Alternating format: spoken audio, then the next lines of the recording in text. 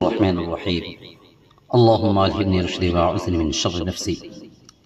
آج سامعین اور ناظرین کے لیے کچھ لفظوں کی خوشبو ہیں جو بہت سارے علماء کرام کے اقوال میں سے ہیں، ملے جلے علماء کرام کے اقوال ہیں، اسے پیش کیا جا رہا ہے۔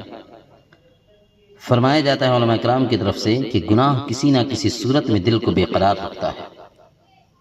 اگر آپ نے برے حال میں رہنے کا فن سیکھ لیا تو یقین جانے کہ آپ نے دنیا کا سب سے بڑا فن سیکھ لیا ہے۔ یقین جان لیجئے کہ آپ نے دنیا کا سب سے بڑا فن سیکھ لیا۔ مسکراہٹ کے بارے میں یہ بات آتی ہے کہ مسکراہٹ ایک ایسا چہرہ ہے جو ہر چہرے پہ اچھا لگتا ہے، اور دکھی دل بھرے گلاس کے مانند ہے جو معمولی ٹھیس سے بھی چھلک اٹھتا ہے۔ اسی طریقے سے فرمایا جاتا ہے کہ دوسروں کی غلطیاں تلاش کرنے کے بجائے تم ان کی اصلاح کرنے کی کوشش کرتے رہو۔ اگر تم غلطیاں ظاہری کرتے رہے تو دنیا میں تمہارا کوئی دوست باقی نہیں رہے گا۔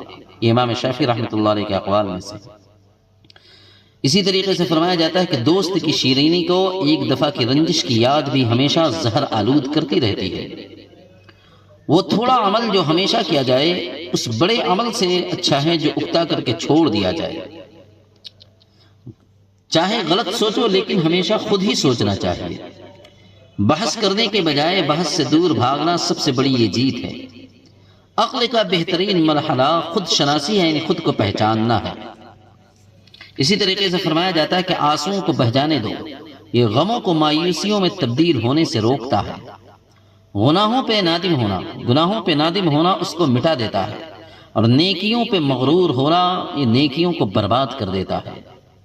زندگی کے بارے میں یہ بات آتی ہے کہ زندگی خود ہی نہیں بنتی، بنائی جاتی ہے۔